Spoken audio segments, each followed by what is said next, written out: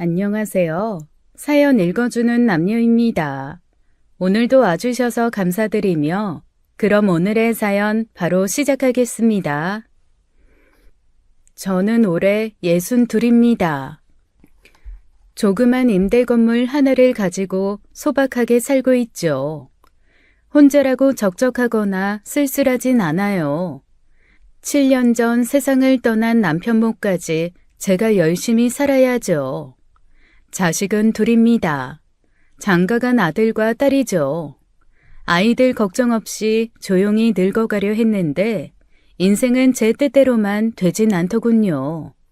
돌이켜보면 그때 저는 이미 불길한 일들이 벌어질 것을 예감하고 있었는지도 모릅니다. 고요한 바다의 일렁이는 작은 물결이 큰 파도가 될 줄 몰랐듯이요. 저는 하루하루 참 단순하게 살았습니다. 임대 건물을 관리하며 별탈 없이 새들어 사는 사람들 얼굴 보는 게 작은 기쁨이었죠. 매주 일요일이면 교회에 나가 소박한 위안을 얻곤 했어요. 함께 예배드리고 봉사하며 동네 이웃들과 어울리는 재미도 쏠쏠했죠. 결혼한 아들 부부와 딸 부부가 가끔 찾아올 때는 아침부터 분주히 음식을 준비했습니다. 맛있게 먹는 모습을 보면 그 자체가 행복이죠. 화려하지는 않아도 잔잔하고 평온한 삶, 그것이면 충분했습니다. 며느리는 저만 보면 언제나 어려운 사정을 털어놓았어요. 제 아들은 벌이가 나쁘지 않은 편이지만 살림이 힘들다는 며느리의 하소연을 듣다 보면 어쩔 수 없이 마음이 흔들렸죠. 때로는 밀린 카드값 때문에 숨이 막힌다며 울먹였고 또 한 번은 병원비가 없어 아프다고 했습니다. 그때마다 저는 마음이 불편해서 며느리 계좌로 적지 않은 돈을 보내곤 했어요. 고맙다고 전화를 하는 며느리 목소리를 들으면 저도 마음이 풀렸습니다. 그래, 내가 조금 아껴 쓰고 저 아이들이 잘 지내면 그걸로 됐다 싶었죠. 저에게 남은 인생은 길지 않으니 제 욕심을 줄이고 자식들이 잘 사는 게 맞다고 생각했습니다. 그런데 어느 날 둘째 딸에게서 다급한 전화가 왔어요. 엄마, 대박! 나 방금 새언니 SNS 봤는데 언니 장난 아니던데? 너 무슨 일인데 그리 호들갑이야? 뭐니 새언니가 명품 자랑이라도 하디? 어? 어떻게 알았어? 엄마 알고 있었어? 뭐? 예, 당연히 농담이지. 근데 지혜가 SNS에 명품 자랑을 했다고? 그래, 새언니 아주 명품 옷에 가방까지 호화롭게 질렀던데? 얘는 그게 말이 되니? 생활비 없다고 울먹이면서 전화한 게 어젠데. 걔가 명품 살 돈이 어딨어? 잘못 본 거 아니야? 엄마도 참 답답해 죽겠네. 엄마가 직접 봐. 내가 괜한 헛소리 하겠어? 지금 링크 보내줄게. 그래, 일단 내가 직접 확인부터 해보고 연락할게. 잠깐만 기다려봐. 딸이 보내준 링크로 들어간 순간 저는 정말 놀랐습니다. SNS 속 며느리는 제가 알던 그 아이가 아니었어요. 비싼 명품 가방과 고급 브랜드 옷, 유명 레스토랑에서 찍은 음식 사진들이 화려하게 가득 올라와 있었죠. 웃고 있는 며느리의 얼굴을 보니 화가 치밀어 올랐어요. 며느리가 어렵다며 매번 저에게 받아간 돈은 결국 저렇게 사치를 부리는데 사용된 것이었습니다. 내가 그동안 얼마나 바보 같았나 싶어서 손이 떨리고 정신이 아득했죠. 저는 곧장 며느리에게 전화를 걸었어요. 지혜야, 네 어머니. 다름이 아니라 이 치료는 잘했나 해서.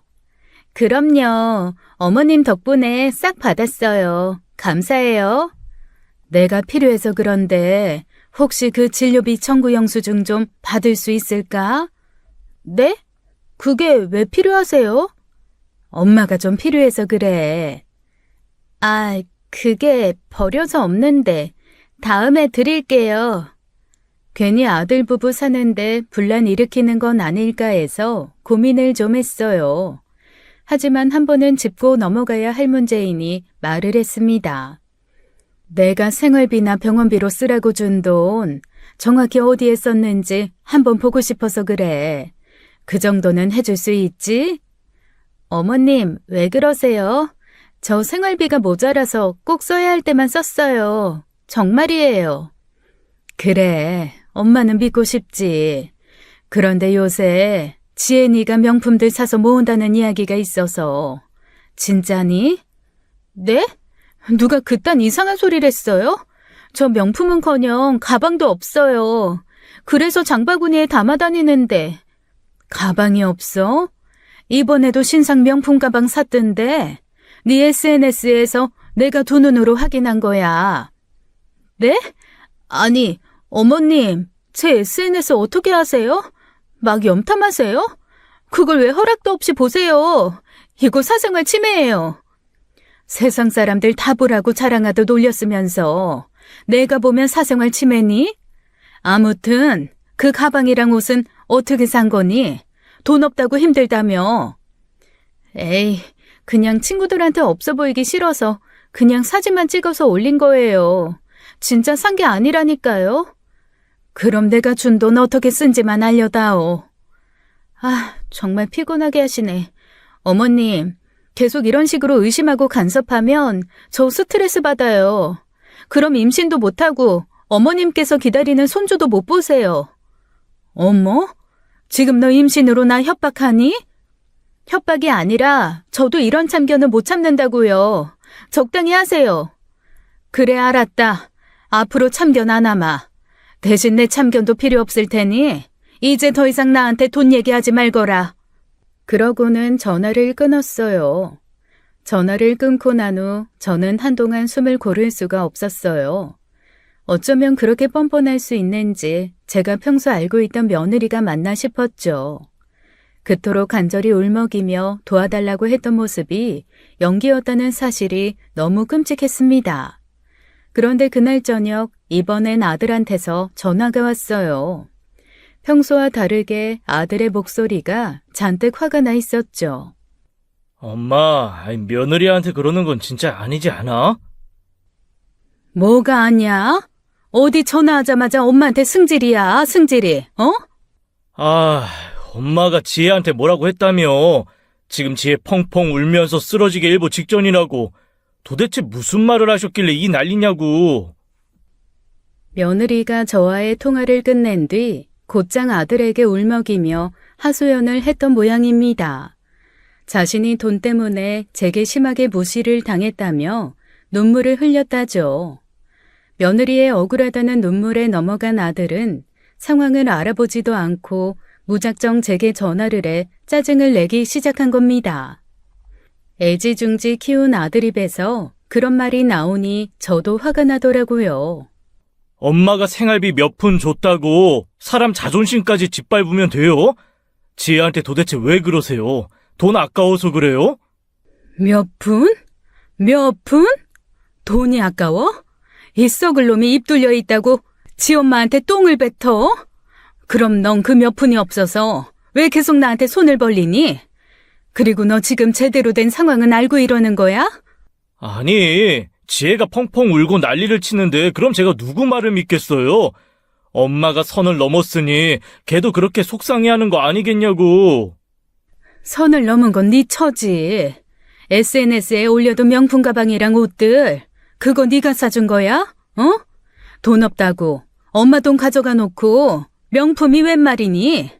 아니, 그게 진짜든 아니든 엄마가 며느리 사생활까지 그렇게까지 캐고 다니는 게 정상이냐고. 내가 캐긴 뭘 캐고 다녀? 자기가 명품 자랑하면서 이곳저곳에 올려대니 내 귀에까지 들어온 거지. 그리고 난 바보 등신 천치여서 니들이 돈 달라고 하면 돈이나 대줘야 정상이니? 아무튼 제발 선 좀 지켜요, 엄마. 선은 너나 지켜라. 한 번만 더 그러면 너랑 내 사이에도 선 그어버릴 테니까 나한테 이러기 전에 네 처가 뭐하고 다니는지나 제대로 알아봐. 어이구 쭉정이 같은 놈. 평생을 나름대로 올곧게 키웠다고 생각한 아들이 저를 이런 식으로 대하니 화딱지가 밀물처럼 밀려왔어요. 지들 어렵다는 말에 생활비까지 보태준 제가 대체 뭘 그렇게 잘못했는지 알 수가 없었고요. 아들이라고 온실 속에서 물 주고 애지중지 가고 줬는데 키우고 보니 가지마다 가시만 가득 박혀 있었네요. 처음으로 아들에게 깊은 실망과 분노가 느껴졌습니다. 며칠간 잠을 제대로 이룰 수가 없었어요. 억울함과 화는 점점 깊어지고 있었죠. 아들놈은 며느리의 사치를 제대로 확인했는지 어쨌는지 연락도 없었고요. 그리고 일주일 만에 아들 며느리가 직접 저를 찾아왔습니다. 아마도 지원이 끊긴다고 하니 사태를 수습하려는 태도였겠죠. 아들과 며느리가 집에 들어섰을 때 저는 표정을 철저히 관리했어요. 화난 모습도 억울한 기색도 내비치지 않았죠. 처음에는 가벼운 안부부터 묻다가 곧 본론으로 들어갔습니다. 네가 생활비가 없어 어렵다고 할 때마다 난 단 한 번도 의심한 적이 없었다.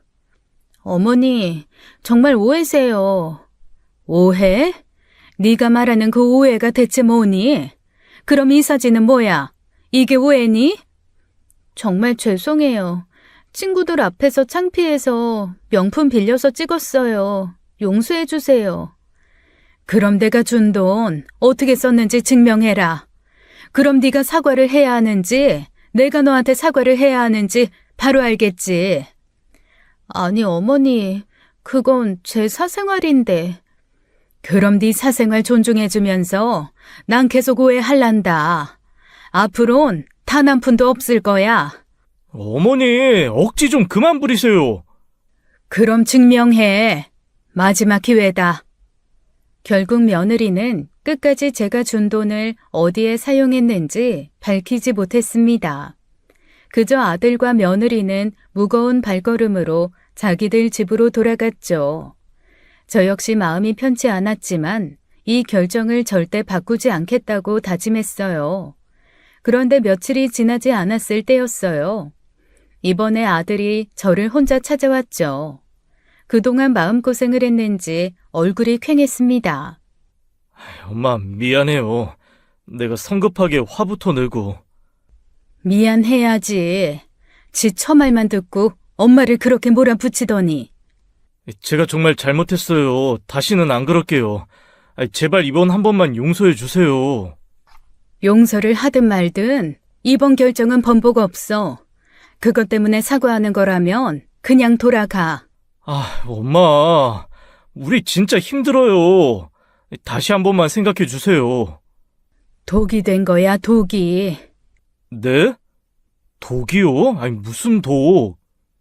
너희 어려운 것 같아서 내 마음이 아려서 도왔더니 오히려 그게 너희들한테 독이 됐다고. 이젠 그런 실수 두 번 다시 안 할란다. 엄마, 왜 그래? 아들은 그렇게 어깨가 축 처져 집으로 돌아갔습니다. 아들이 떠난 자리에 씁쓸함이 맴돌았죠. 하지만 어쩌겠어요. 이미 무너진 신뢰가 쉽게 복구될 리 없으니 말입니다. 그 일이 있고 난 후 얼마 지나지 않아 이상한 일이 벌어지기 시작했습니다. 평소처럼 교회에 나가 예배를 드리려고 했는데 들어서는 순간부터 분위기가 심상치 않았죠. 분명 저를 보고도 아는 채 없이 고개를 돌리는 사람들, 그리고 제가 가까이 가면 무슨 일이라도 난 듯이 급히 자리를 피하는 사람들, 늘 웃으며 친근하게 인사를 나누던 사람들의 얼굴에는 왠지 모를 불편함이 서려 있었습니다. 처음엔 그냥 제 기분 탓이라고 생각했어요. 그런데 시간이 흐를수록 분명히 무언가 이상하다는 확신이 들었죠. 심지어 평소 저와 가깝게 지냈던 집사님조차 냉랭한 표정으로 저를 마주했거든요. 예배 전 인사를 건네려고 집사님께 다가가 밝게 웃으며 말을 걸었는데 그분이 갑자기 말없이 일어나 자리를 피했습니다. 너무나 당황스럽고 놀라 말문이 막혔어요. 분명히 뭔가 잘못 돌아가고 있었어요. 혹시 누군가 나에 대한 나쁜 말을 퍼뜨리는 건 아닐까 하는 생각이 퍼뜩 들었죠. 예배가 끝나고 저는 오랜 친분을 유지해왔던 집사님을 따로 만나 이유를 물었습니다. 요즘 교회 사람들이 자꾸 나를 피하는 것 같은데 내가 뭐 잘못했어요? 아, 권사님, 그게 제가 뭐라 말씀드리기가 좀... 나 진짜 답답해서 죽겠어. 이렇게 불안해서는 교회에 발도 못 붙이겠으니 제발 이유라도 좀 알려줘요. 권사님, 사실 요즘 며느님이 교회에서 권사님에 대해 안 좋은 얘기를 좀 했어요. 뭐라고요? 아니, 무슨 안 좋은 이야기를 하고 다녀? 물론 사람들이 다 믿는 건 아니에요. 저도 안 믿고. 근데 며느님이 워낙 구체적으로 말을 하고 다니니까 오해하는 사람들이 점점 늘어나는 거지. 저는 그 말을 듣는 순간 황당했죠. 며느리와의 갈등이 교회 안까지 번져 들어와 저를 괴롭힐 줄은 상상도 못했습니다. 며느님이 갑자기 권사님께서 생활비 지원을 끊으셔서 막막하다고 저번 새벽 기도회에 나와서 엄청 울었어요. 이제 자기 어떻게 사냐고 눈물 뚝뚝 흘리면서 살 방법을 달라고 그렇게 기도를 하고 교인들한테 하소연을 했대요. 뭐라고요? 제가 걔 생활비를 끄는 데는 이유가 있었는데 정작 그 이유는 또 이야기는 안 하죠? 사람들이 다 자기 불리한 얘기는 안 하죠. 어떤 사정이 있는진 전혀 모르겠고 그냥 이유도 없이 지원을 끊으셔서 이제는 주말마다 아르바이트를 해야 해서 교회도 못 나온다고 했다더라고요. 사람들이 그거 듣고 좀 수군대는 거죠. 권사님이 좀 사시는데 어려운 며느리도 안 돕는다고. 그럴 거면 어려운 사람들 봉사는 왜 다니냐 이러는 거지. 괜히 소문이 살이 붙고 다리가 달려서 다닐까 봐 저도 걱정입니다. 기가 막히고 코가 막히다는 건 이럴 때를 두고 하는 말이겠죠. 철저하게 가난한 피해자로 위장한 며느리의 거짓 눈물 한 방에 교회 사람들은 쉽게 넘어갔어요. 제가 쌓아왔던 신뢰와 명예는 한순간에 무너지고 말았죠. 저를 오래간 지켜봐온 사람들이 냉정한 시어머니라고 수군거리며 비난하고 있었던 거였어요. 며느리가 어떻게 그런 거짓말을 아무렇지 않게 퍼뜨릴 수 있는지, 또 그런 얘기를 듣고 교회 사람들은 왜 한 번도 제게 직접 확인하지 않았는지 억울함과 분노가 동시에 몰려왔습니다. 교회에 퍼진 얘기는 사실이 아니에요. 내가 지혜 개 지원을 끄는 건 분명한 이유가 있어서였어요. 아휴, 진짜 나만 억울해서 승질나네. 어머, 그렇죠? 나도 그럴 거라 생각했어.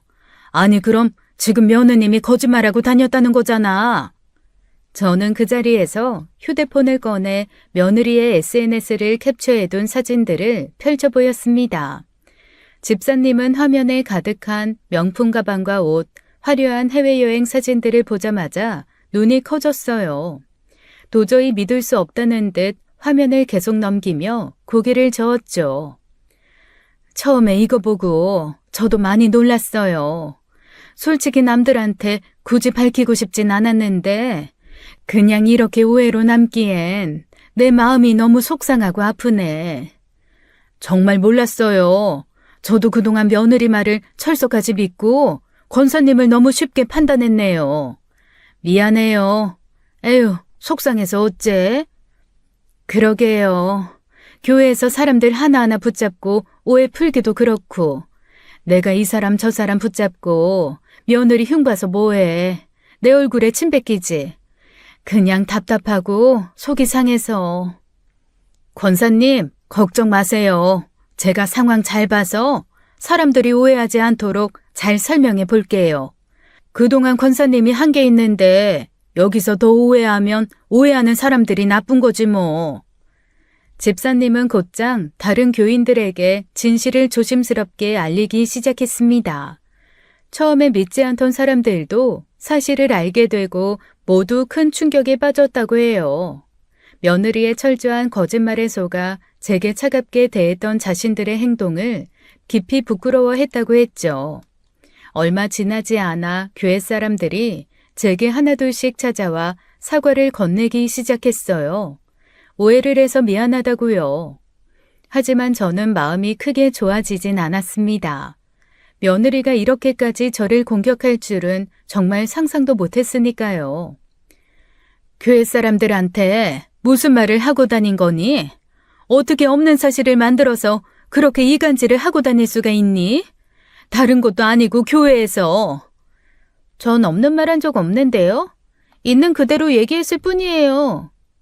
어머? 뭐가 있는 그대로라는 거야? 치과 치료 비용 없다고 나한테 돈 받아서 명품 가방 사는 그런 사실 말이니? 어머님이 생활비를 끊으셔서 저 주말마다 알바 뛰느라 교회 못 나가는 건 사실이잖아요. 그건 내가 돈을 끊어서가 아니라 네가 감당 못할 사치를 부려서 그런 거지. 그리고 주말마다 아르바이트 다니는 건 사실이야? 말 못해요. 사생활 침해 그만하세요. 말 잘하네. 네 인생을 내 돈으로 결제했으면 사용 내역 정도는 공개해야 맞는 거 아니니? 교회에서 있었던 사건 이후 며느리와 제 사이는 완전히 틀어졌습니다. 아들과도 마찬가지였어요.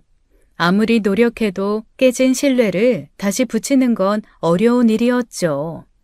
그런데 얼마 지나지 않아 더 큰 일이 벌어지고 말았습니다. 제가 소중히 간직하던 친정 부모님의 유품인 금팔찌와 가락지가 감쪽같이 사라져버린 거예요. 작은 방 금고에 넣어두었는데 함께 넣어둔 돈들도 함께 사라졌더군요. 처음엔 제가 어디 잘못 둔 줄 알고 온 집안을 샅샅이 뒤졌지만 금고에 있는 돈들도 함께 사라졌으니 당연히 도둑의 소행이라 생각했어요. 어떤 놈인가 하고 금고가 있던 작은 방에 설치해둔 CCTV 영상을 돌려봤죠. 그런데 그 순간 화면 속 모습에 경악을 금치 못했습니다. 그 영상 안에서 며느리가 금고를 뒤지며 금부치와 현금들을 훔치는 장면이 생생하게 찍혀 있었거든요. 정말 너무 어이가 없어 아무 말도 할 수가 없었어요. 더 충격적인 사실은 며느리 혼자만의 일이 아니었다는 것이었습니다.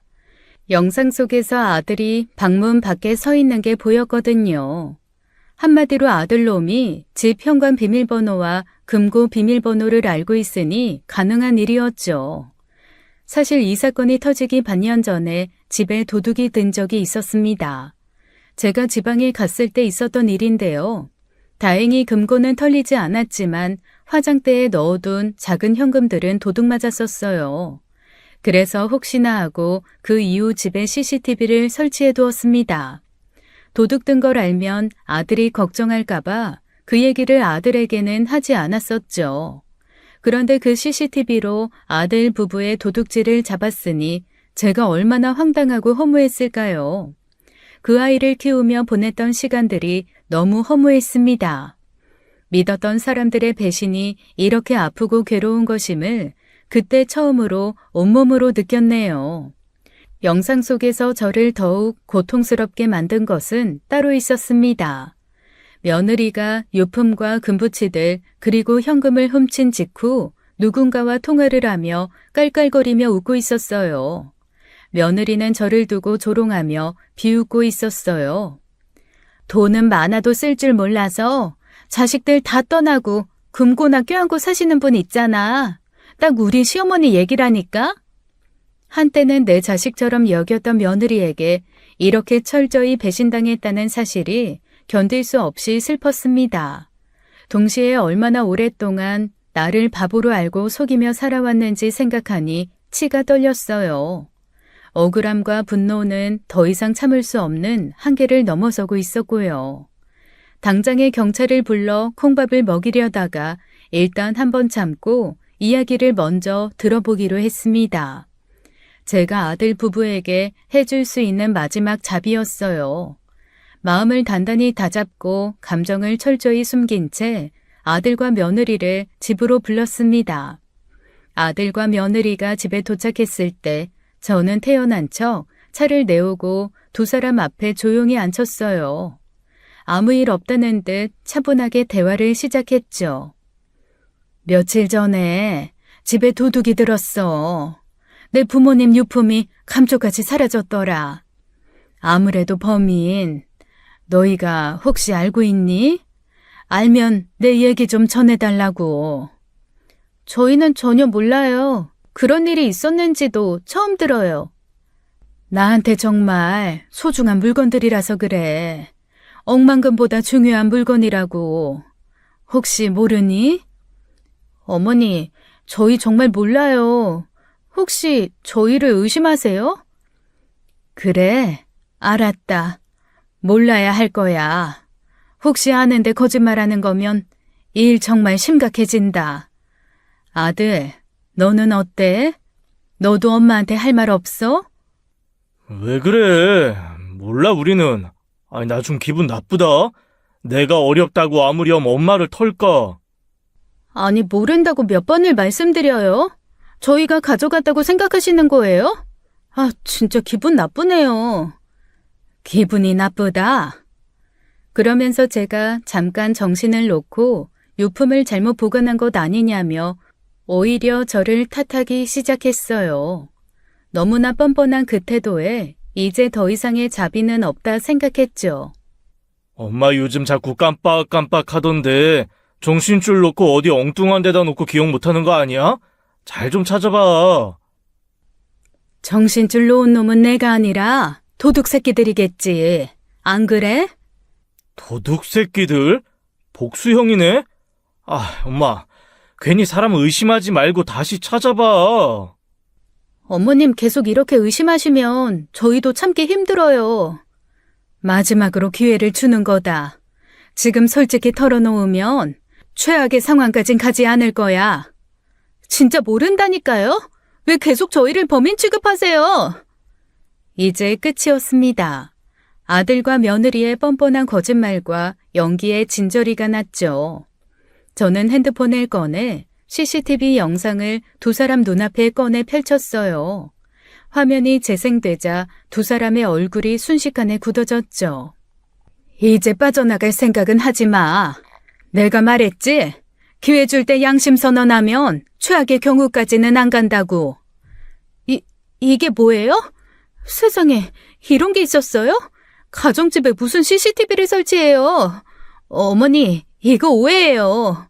엄마! 아이, CCTV가 대체 왜 있어?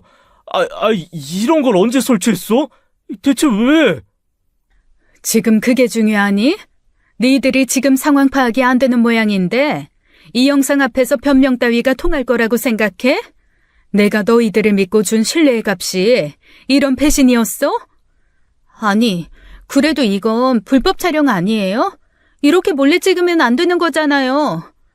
내 집에 내 물건 지키려고 찍은 게 무슨 불법?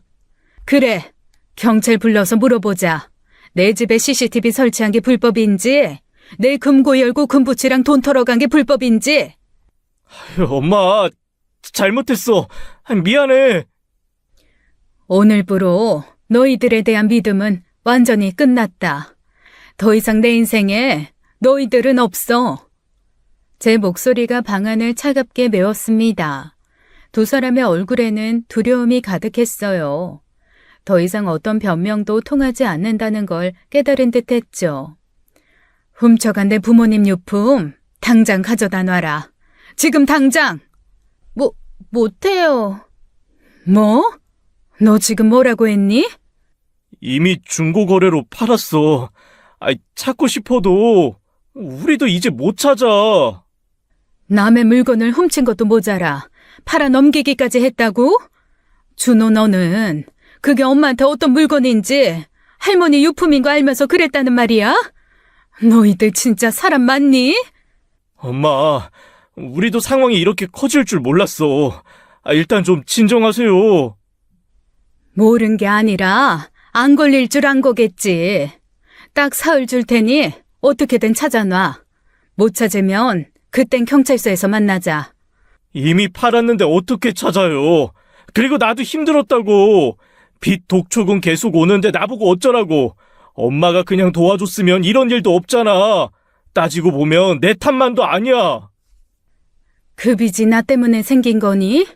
너희가 감당 못할 명품의 해외여행에 그렇게 사치 부려서 그런 거잖아. 어디서 잘잘못을 운운해, 감히. 내 참을성도 여기까지다. 딱 사흘이야. 경찰에 넘겨서라도 네 할머니 유품 반드시 찾아낼 테니까 그렇게 알아라. 어머니, 경찰까지 부르는 건 너무 심한 거 아니에요? 저희 가족이잖아요. 제발 그건 아니잖아요. 니들이 나를 가족으로 생각하긴 했니? 엄마, 경찰에 가봤자 친족 상도례가 있어서 난 처벌 못해요. 지금 당신만 혼자 빠져나갈 생각이야? 진짜 뻔뻔하다 뻔뻔해. 둘 다 입 다물어. 너 친족상도례 처벌. 그거 헌법 불합치로 중지된 지 오래야. 그리고 너랑 난 같이 살고 있지도 않았으니 친족상 도래고 나발이고 뭐고 상관없이 고소 가능하니까 착각 말어. 정말 엄마 친아들까지 고소하겠다는 거야? 아들 얼굴에 꼭 별을 그려 넣겠다고? 못할 것 같니? 네가 네 애미를 몰라도 한참을 모르는구나. 나는 더한 것도 해. 네가 그렇게 뻔뻔하게 산 게 이 애미 탓이니 지금부터라도 정신 똑바로 차리게 엄마가 참교육 좀 제대로 시켜주마. 아니, 뭐 이런 일로 경찰까지 불러요. 엄마, 살려주세요. 제발요. 듣기 싫다. 당장 내 앞에서 나가. 내 눈앞에서 썩 사라져. 그리고 저는 진짜로 경찰에 신고를 했습니다. CCTV 영상까지 모두 전달하며 범인이 아들과 며느리라고 이야기했죠. 며칠 후 결국 경찰의 도움을 받아 어머니의 유품은 찾을 수 있었어요. 사건 또한 CCTV 영상이라는 명백한 증거가 있었기에 빠르게 마무리할 수 있었습니다. 아들놈은 친족상도례라는 개똥 같은 법을 이야기했지만 사실 그건 24년에 이미 헌법재판소에서 중지 결정이 난 법이었죠. 그래서 아들놈도 며느리와 똑같이 처벌할 수 있었어요. 결국 며느리와 아들에게는 합동절도, 특수절도, 주거침입, 재물손괴, 작물처분 등의 혐의로 징역 1년, 집행유예 2년의 처분이 내려졌습니다. 법적인 결과가 나오자 며느리와 아들은 더 이상 아무 말도 할 수 없었죠. 그날 저는 무너져 내리는 마음을 간신히 추슬렀습니다. 오랜 세월 품었던 아들에 대한 신뢰가 완전히 끝나버렸으니 말이에요. 그렇게 아들 부부와 저의 관계는 돌이킬 수 없이 악화되었죠. 그렇게 저희 가족은 앞으로 다가올 막장 사건을 향해 빠르게 걸어가고 있었습니다.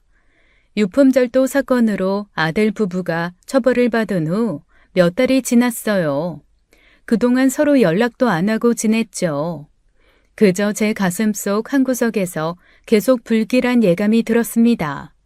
며느리가 쉽게 물러설 성격이 아니라는 걸 알고 있었으니까요. 그러던 어느 날 밤이었습니다. 잠을 청하려고 막 불을 끈 순간이었어요. 갑자기 초인종이 미친 듯이 울렸죠. 올 사람이 누구인가 싶어 급히 현관 앞으로 나가 인터폰을 통해 화면을 확인했습니다. 그곳엔 다름 아닌 며느리가 서서 계속 초인종을 누르고 있었어요. 저는 놀랍기도 하고 주변 이웃들에게 민폐이기에 서둘러 문을 열어 며느리를 드렸죠. 아주 진한 술 냄새가 풍겼어요. 이 시간에 시끄럽게 무슨 짓이니? 너 술 마셨니? 마시지 안 마셔요? 제정신으로 살 수가 없으니까요. 뭐? 어머니가 경찰에 신고만 안 했어도 제 인생이 이렇게까지 바닥치진 않았어요. 그게 뭐 그리 대단한 거라고 신고까지 하세요? 남의 물건 도둑질해놓고 넌 그걸 내 탓을 하니? 어머니가 모른 척 눈 감아줬으면 우리 다 같이 행복하게 부자로 잘 살았어요. 결국 어머님 때문에 어머님 아들도 인생 막장된 거라고요. 이제 좀 행복하세요? 기가 막혀서 말이 안 나온다. 네가 저지른 짓은 생각도 안 하고 끝까지 나한테 책임 떠넘기는 그 뻔뻔함은 대체 어디서 나온 거니? 어머니가 신고만 안 했으면 그 돈으로 사둔 코인 벌써 5배나 올랐단 말이에요. 이거 어떻게 책임지실 거예요? 네? 오른 만큼 돈으로 주실 수 있냐고요? 그걸 내가 왜 주니? 설사 올랐다고 하더라도 도둑질한 돈으로 투자해서 돈 벌 수 있으면 세상 사람들 다 도둑질부터 시작하겠다. 은행원들도 그렇게 남의 돈 훔쳐서 투자하다가 걸리면 교도소 가는 게 이 나라 법이야. 넌 그걸 지금 변명이라고 하니? 변명이 아니라 알려드리는 거예요. 그리고 제가 어머님한테 왜 변명을 해요? 처벌 다 받았는데. 저 이제 변명할 거 없어요. 집행유예 받았다고? 넌 네가 처벌 다 받았다고 생각하는 거지? 그거 법이 한번 참아준 거야. 앞으로 제대로 살라고 한번 봐준 거라고. 그런데 네가 이렇게 막 나가면 이제 법도 더 이상 너한테 안 참을 듯하다. 헛소리는 여전하시네. 결국 팩트는 어머니가 저랑 어머니 아들 인생 망친 거예요. 그게 팩트라고요. 대체 어떻게 책임지실 건데요? 책임? 책임은 네가 져야지. 이 모든 일이 네 욕심과 허영 때문에 벌어진 거지. 내가 벌인 일이니? 어머니가 고소하지 않고 조용히 넘어갔으면 지금쯤 우린 행복하게 잘 살고 있었겠죠. 그러니까 전부 어머니 잘못이지. 왜 내가 책임을 져? 남의 돈 훔쳐서 코인 따위나 하는 게 행복이냐? 양심도 없는 것. 내 집에서 당장 나가라. 그렇게 양심 잘 챙기시는 어머니는 평생 그 돈이나 꼭 쥐고 혼자 외롭게 늙어가세요. 그리고 혼자 죽으셔. 이게 어디? 내 눈앞에서 당장 꺼지라니까? 며느리는 제 말을 듣지 않고 집 안으로 들어와 마구잡이로 물건을 던지기 시작했습니다. 식탁 위에 찻잔이 떨어져 깨지고 화병이며 액자들도 마룻바닥 위로 쏟아져 산산이 부서졌어요. 저는 너무 놀라 급하게 며느리 손을 붙잡고 난동을 못 부리게 하려고 했죠. 그때였어요. 현관문이 열리며 아들이 집으로 달려들어왔습니다. 아들은 난동을 부리는 며느리를 보며 놀라서 달려와 며느리를 붙잡았죠. 너 지금 여기서 뭐 하는 거야? 내가 여기 오지 말라고 했어, 안 했어? 제발 정신 차리고 진정 좀 해. 술 마셨으면 조용히 집에서 자라고. 속이 터지겠는데 잠이 오냐? 다 당신 엄마 때문이야. 다 당신 엄마 때문이라고. 내가 하루에도 12번씩 화가 나서 참을 수가 없다. 제발 그만 좀 해. 지금 또 문제 키우려고 이러는 거야? 정신 차리고 술 좀 깨면 이야기하자, 어? 아유, 서지혜 가만히 좀 있으라고. 내가 저 여자 콱 담가버릴 거야. 그 순간이었습니다. 며느리는 아들에게 잡힌 몸을 빼내기 위해 아들을 강하게 밀쳤습니다. 갑작스러운 밀침에 아들은 중심을 잃고 그만 뒤로 넘어졌죠. 그 찰나 아들의 머리가 식탁 모서리에 세게 부딪히며 아들은 바닥으로 쓰러졌어요. 순간 저는 숨이 턱 막히는 공포를 느꼈습니다. 머리를 부딪히며 어마어마하게 큰 소리를 냈거든요. 무언가 부서지는 소리였어요. 아들은 미동도 없이 바닥에 쓰러져 있었고 머리에서 피가 흘러나오기 시작했습니다. 정신이 혼미해졌지만 급히 아들 곁으로 달려가 상태를 확인했어요. 하지만 의식이 없었죠. 저는 떨리는 손으로 급히 휴대폰을 들어 응급구조대에 신고를 했습니다. 며느리는 상황의 심각성을 깨달았는지 얼굴이 창백해져 아무 말도 하지 못한 채 제자리에 멈춰 서 있더군요. 저는 아들을 끌어안고 며느리를 향해 소리쳤습니다. 네가 지금 무슨 짓을 한 건지 아니? 이를 어째? 119, 어서 119 불러. 아니에요. 제가 그런 거 아니에요. 전 진짜 이럴 생각 없었어요. 어머, 어떡해. 아니야. 진짜 아니야. 준호 씨, 장난하지 말고 일어나. 어떻게 일을 이 지경까지 만들어? 저는 정신이 나간 며느리를 들어하고 서둘러 119 전화를 했어요. 얼마 지나지 않아 이웃들이 소란스러운 소리를 듣고 집 앞으로 몰려들기 시작했습니다. 곧이어 구급차의 사이렌 소리가 어둠 속에 울려 퍼지며 집 주변은 순식간에 아수라장으로 변해버렸죠. 아들은 구급차에 실려 급히 대학병원 응급실로 옮겨졌습니다. 저도 구급차를 뒤따라 병원으로 향했죠. 병원 응급실 앞에서 기다리는 동안 시간은 멈춘 듯 더디게 흘러갔어요. 의사는 무거운 표정으로 두개골 골절로 아들이 머리를 심하게 다쳐 상태가 매우 위급하며 당장 수술하지 않으면 위험할 수도 있다고 말했습니다. 아들은 곧바로 긴급 수술실로 옮겨졌어요. 수술은 오래 걸렸고 저는 초조함 속에서 기다릴 수밖에 없었습니다. 그 사이 연락받은 딸 부부가 병원에 달려왔어요. 그동안 거리적으로 멀리 사는 딸에게는 아들 부부의 만행을 알리지 않았어요. 뭐 좋은 일이라고 하나하나 전화해서 떠벌리기도 싫었고요. 뒤늦게 오빠의 사고 소식을 들은 딸은 병원에서 그동안의 사연을 듣고는 얼굴이 벌개지도록 분노를 했죠. 참 사위보기 민망하고 나쁘끄러웠어요. 마침내 수술이 끝나고 중환자실로 옮겨진 아들의 모습을 보았을 때 저는 가슴이 미어지는 듯 고통스러웠습니다. 아들은 아무런 의식도 없이 산소 호흡기에 의존한 채 힘겹게 누워 있었거든요. 그렇게 며칠이 지났지만 아들은 깨어날 기미를 보이지 않았습니다. 계속 혼수 상태로 중환자실에 누워있는 아들을 보며 제 심정은 말로 표현할 수 없을 만큼 괴로웠어요. 그 사건 이후 며느리는 병원에 한 번도 나타나지 않았습니다. 연락조차 완전히 끊긴 채 사라져버렸죠. 아들의 상태가 위중해지는 동안 며느리는 책임을 회피한 채 숨어 있었던 겁니다. 그렇게 사건 발생 후 나흘째 되던 날이었어요. 제가 병원 복도에서 지쳐 앉아 있을 때 눈앞에 익숙한 사람이 보였습니다. 며느리였어요. 너무나 뻔뻔하게 아무 일 없다는 듯이 병원으로 걸어 들어오더군요. 그 순간 제가 그동안 간신히 참아왔던 분노가 폭발했죠. 네가 지금 무슨 낯짝으로 여길 와? 어떻게 감히 내 앞에 나타날 수가 있어? 어머, 이상한 말씀을 하시네요. 제가 남편 병문안을 오면 안 될 이유라도 있나요?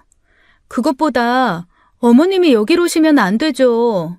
어머니가 자기 아들 밀쳐서 다치게 한 거 아닌가요?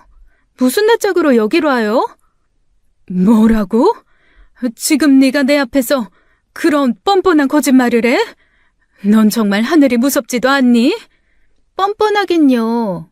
제가 아니라 어머니가 밀쳐서 남편이 다친 거잖아요. 어머님이 뻔뻔하죠. 어디서 그런 거짓말을 하세요? 하늘이 안 무서우세요? 아무리 잘못을 했어도 자식한테 그렇게 심하게 하시면 안 되죠. 내가 내 자식을 밀어서 다치게 했다고? 그렇게 말도 안 되는 소리를 하다니 너 정말 사람이 맞긴 한 거니? 이 모든 일 결국 어머니가 자초하신 거예요. 그러니까 이젠 각오 제대로 하시는 게 좋을 거예요. 며느리의 어처구니 없는 거짓말에 저는 극도의 분노를 느꼈습니다. 그런데 며느리는 한술 더 떠 경찰에 허위 신고까지 했어요. 자신의 폭행으로 아들이 쓰러졌는데 그 죄를 저에게 뒤집어 씌우려고요.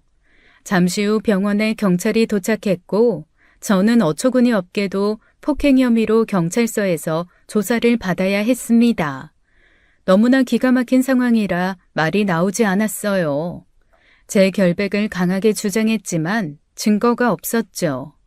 집에 있던 CCTV도 금고가 있던 작은 방을 찍고 있었기에 사고가 일어난 거실에는 아무것도 없었어요. 저와 며느리 모두의 진술이 엇갈리자 경찰 수사는 결론을 내지 못했습니다. 허위 신고로 인해 제가 무고하게 경찰서에서 조사를 받게 되자 저는 이루 말할 수 없는 분노와 정신적 고통에 빠졌어요. 경찰서에서 돌아오는 길, 저는 인생에서 한 번도 느껴보지 못한 모욕감과 참담함을 느꼈습니다. 평생 키운 아들은 자기 엄마 집을 도둑질하다가 중환자실에서 사경을 헤매고 있고 며느리는 저를 가해자로 몰아 경찰서 조사까지 받게 하다니요. 참 인생 별거 없구나 싶었어요. 모든 것이 무너지고 남은 폐허 속에 홀로 서 있는 기분이었습니다. 그렇게 하루하루가 지날수록 정신적 압박과 스트레스가 극에 달했고 몸 상태도 급속히 나빠졌죠. 음식도 제대로 넘어가지 않았습니다. 그러다 결국 어느 날 일이 터지고 말았어요. 그날 밤 갑자기 가슴에 심한 통증이 느껴졌습니다. 마치 심장에 송곳이 박히는 듯한 고통이었어요. 처음엔 순간적으로 지나가는 증상이겠지 생각했지만 점점 숨쉬기 힘들고 다리가 풀리기 시작했죠. 그 순간 눈앞이 깜깜해지더니 저는 그대로 바닥에 쓰러지고 말았습니다. 정신이 희미해지며 이대로 죽는 건가 싶은 두려움이 온몸을 덮쳤죠. 얼마나 시간이 흘렀을까요? 어디선가 희미한 소리가 들렸습니다. 딸의 목소리였어요. 어지러웠지만 간신히 눈을 뜨자 딸과 사위가 놀란 얼굴로 저를 바라보고 있었어요. 엄마, 이제 정신이 들어? 다행이다. 우리가 얼마나 놀랐는지 몰라. 정말 다행이야. 내가 여기가 어디야? 대체 무슨 일이 일어난 거니? 장모님, 저희가 집에 들어갔더니 장모님이 바닥에 정신을 잃고 누워 계셨어요. 몸은 좀 어떠세요? 괜찮으세요? 정신을 차려보니 저는 병원의 응급실 침대 위였어요. 가슴에는 여러 의료기기들이 달려 있었고 숨을 쉬는 것조차 쉽지 않았죠. 담당 의사는 급성 심근경색으로 긴급 수술을 마쳤고 조금만 늦었으면 생명이 위태로웠을 거라고 했습니다. 순간 가슴이 철렁 내려앉았어요. 알고 보니 딸과 사위가 저를 발견해 제가 살 수 있었던 것이었습니다. 딸과 사위가 아니었다면 저는 이미 이 세상 사람이 아니었을 거라더군요. 의사가요. 딸 부부가 그날 저를 찾아온 것도 우연은 아니었죠. 아들 사건 이후 제가 걱정된 딸 부부가 왠지 모르게 불안한 마음에 저희 동네로 왔다고 하더라고요. 집 근처에 와서도 제가 연락을 받지 않자 딸이 급히 집으로 찾아온 거였죠. 이상한 불안한 마음이 들었었대요. 그게 저를 살린 셈이었습니다. 그러던 어느 날이었어요. 병원 침대에 누워 멍하니 천장을 바라보던 저는 담당 간호사의 목소리에 정신이 들었습니다. 혼수 상태였던 아들이 조금 전 드디어 의식을 되찾았다는 소식이었어요. 순간 심장이 쿵쾅거리고 머릿속이 아득해졌습니다. 저는 옆에 앉아있던 딸에게 서둘러 말했어요. 지금 당장 아들을 보러 가야겠다고요. 딸은 어이가 없다는 표정으로 절 바라보았습니다. 엄마, 지금 상황이 어떤데? 뭐가 그렇게 예쁘다고 오빠 얼굴을 보러 가겠다는 거야. 나중에 오빠가 오라고 해. 그래도 아들이잖니. 직접 가서 괜찮은지 봐야겠고, 그리고 꼭 물어볼 말도 있어. 엄마는 의사 선생님 말 못 들었어? 당분간 꼼짝 말고 누워 계셔야 한다잖아. 오빠 보러 가는 건 의사 허락받고 가. 제발. 나 좀 그만 좀 속상하게 만들어. 결국 저는 딸의 고집에 2일이 지나 간신히 아들 병실에 가볼 수 있었습니다. 아들의 병실 앞에 도착했을 때 마침 경찰관 2명이 마침 방문 조사를 진행하려고 들어가는 참이었어요. 저는 그 상황을 지켜보았죠. 사건 당일 상황 기억하십니까? 머리를 다치셨다고. 괜찮습니다. 대부분 다 기억합니다. 당시 상황을 가능한 정확히 진술해 주십시오. 분명히 기억하는데 제가 다친 건 어머니 때문이 아니라 아내 때문입니다. 그게 무슨 말씀이십니까? 아내분과의 진술이 달라서 그런데 다시 한번 정확히 어떤 상황이었는지 설명해 주시겠어요? 제 아내가 어머니한테 폭언을 퍼부으면서 폭력을 행사하려고 했어요. 그래서 제가 아내를 말리다 아내한테 밀쳐지면서 다친 겁니다. 분명히 말씀드립니다. 그럼 지금 하신 말씀은 모두 사실이고 며느리분이 했던 기존 진술이 거짓이라는 게 맞습니까? 네, 맞습니다. 이게 정확한 사실입니다. 지금까지 제가 겪었던 억울함이 마침내 진실로 밝혀진 순간이었죠. 그동안 며느리가 경찰과 사람들에게 퍼뜨렸던 거짓말이 한순간에 무너지는 것을 확인하고 나니 저도 모르게 눈물이 핑 돌았습니다. 그렇게 야속하던 아들이었지만 그래도 진실은 말해주는구나 싶었고요. 경찰관들은 아들의 진술을 바탕으로 사건을 다시 조사하겠다고 하고는 자리를 떠났죠. 그 직후 딸이 아들 병실로 씩씩거리며 쳐들어갔어요. 오빠, 어떻게 사람이 돼서 엄마 집을 털 생각까지 해? 미쳤어? 내가 정말 잘못했어. 전부 내 탓이야. 변명할 여지도 없어. 오빠 욕심 때문에 엄마가 목숨까지 잃을 뻔한 거 알아? 어떻게 그럴 수가 있어? 그땐 그냥 어머니가 날 이해해주지 않는다고만 생각했어. 정말 내가 미쳤었나 봐. 후회돼서 미치겠다. 이제 다시는 엄마 앞에 나타나지 마. 얼굴 볼 생각도 하지 말고. 나도 이제 오빠 안 볼 거야. 오늘이 마지막이라고. 알아? 그래. 더는 나도 할 말이 없어. 정말 미안해. 너한테도 엄마한테도. 이후 사건은 처음부터 다시 조사가 시작되었어요. 며느리는 경찰서에서 재조사를 받으면서도 끝까지 거짓 주장을 굽히지 않았죠. 오히려 자신이 아니라 제가 폭력을 휘둘렀다고 뻔뻔하게 진술하며 제가 아들과 짜고서 거짓말하는 거라고 했습니다. 끝까지 저를 가해자로 몰아갔죠. 하지만 결국 결정적인 증거는 아들의 진술이었어요. 아들은 의식을 회복한 후 경찰 앞에서 사고 당시의 상황을 일관되고 분명하게 증언했습니다. 며느리가 저에게 폭력을 가하려 했고 이를 말리다가 자신이 크게 다쳤다는 사실을 뚜렷하게 밝혀주었죠. 아들의 진술이 결정적 증거로 채택되면서 수사는 급물살을 탔습니다. 며느리는 곧장 중상해죄와 무고죄로 기소되었죠. 그동안 자신이 한 행동에 대한 반성도 없이 무고한 저를 가해자로 몰아 책임을 전가하고 피해자인 남편에게도 심각한 신체적 피해를 입힌 점이 강력한 가중처벌 요소로 작용했어요. 무엇보다도 과거 저희 집에 들어와 제 유품을 몰래 훔쳤던 절도 사건으로 이미 집행유예를 받고 있었기에 이 사건까지 더해져 더욱 무거운 처벌이 내려지게 되었습니다. 재판 과정에서 며느리는 처음부터 끝까지 억울하다고 주장했어요. 판사 앞에서도 뻔뻔하게 거짓말을 했죠. 하지만 재판부는 그 주장을 믿지 않았어요. 결국 며느리는 징역 3년이라는 무거운 실형을 선고받았죠. 내가 이렇게 망가진 거 다 당신 때문이잖아. 끝까지 이렇게 독하게 굴어서 나 감옥 보내야 직성이 풀리세요? 두고 봐. 절대 이대로 안 끝날 거예요. 반드시 똑같이 돌려줄 테니까 각오해.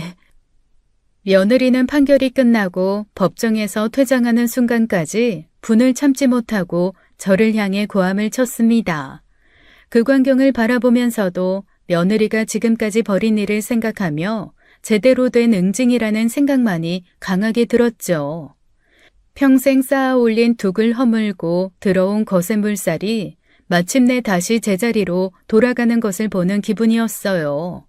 며느리는 자기가 저지른 행동의 결과를 받는 것뿐이니까요. 그 후로도 저는 병원에서의 생활을 이어갔습니다. 다행히도 아들의 상태가 점점 나아지고 있다는 소식이 들려왔죠. 여전히 아들에게 배신당한 상처와 분노가 있었지만 그래도 아들이 깨어나 회복 중이라는 사실에 마음은 놓이더라고요. 하루는 간호사가 아들이 저를 보고 싶어 한다고 했습니다. 잠시 망설였지만 결국 아들의 병실로 갔어요. 아들이 저를 보며 눈물을 흘렸습니다. 엄마, 내가 너무 잘못했어. 엄마 마음을 아프게 하고 큰 상처만 줘서 정말 미안해요. 진작 정신 차리지 못한 날 용서해줘요. 이제 와서 네가 그러니 마음이 더 아프구나. 하지만 엄마도 아직은 네가 준 상처가 너무 깊어서 쉽게 용서하긴 힘들 것 같아. 내가 어머니 말보다 아내 말을 믿고 어머니를 지켜드리지 못한 게 평생의 한이 될 것 같아요. 정말 죄송해요, 엄마. 그동안 받은 상처가 너무 컸기에 완전히 용서하기는 쉽지 않았어요. 무엇보다 아들을 위해서라도 쉽게 용서해주는 것은 안 될 일이었죠. 아들도 저의 마음을 이해한 듯 고개를 숙였습니다. 그 후 아들은 병원에 있는 동안에도 며느리를 상대로 이혼 소송 절차를 진행했어요. 변호사를 통해 신속히 이루어졌죠. 이미 며느리는 구속되어 있었기 때문에 이혼 절차는 생각보다 빠르게 처리되었어요. 그렇게 아들은 며느리와도 이혼을 했죠. 모든 사건이 마무리되고 저는 퇴원을 하여 제 집으로 돌아와 홀로 지내기 시작했습니다. 그런데 며칠 후 딸 부부가 저를 찾아왔어요. 엄마 혼자 두는 거 이제 너무 걱정돼서 안 되겠어요. 이제 우리랑 같이 살아요. 고맙긴 한데 너희한테 괜히 폐만 될까봐 망설여지는구나.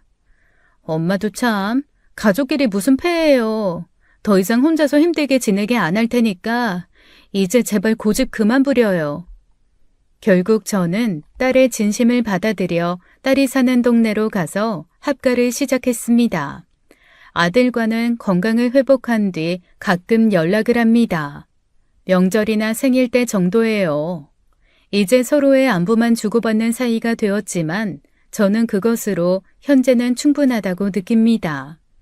이번 사건을 겪으며 저는 가족 간의 신중함과 지혜가 얼마나 중요한지 뼈저리게 깨달았어요. 서두르지 않고 천천히 징검다리를 건너듯 이제 저는 가족이란 관계에서 더욱 조심하고 현명하게 살아야겠다고 깊은 성찰을 하게 되었습니다. 이제 저는 과거에 더 이상 얽매이지 않기로 했어요. 남은 인생 제 자신을 최우선으로 여기고 자유롭고 건강한 노년을 보내리라 굳게 결심했습니다. 지금까지 사연 읽어주는 남녀였습니다. 끝까지 시청해주신 여러분 감사드리며 저희는 다음 사연으로 돌아올게요. 감사합니다.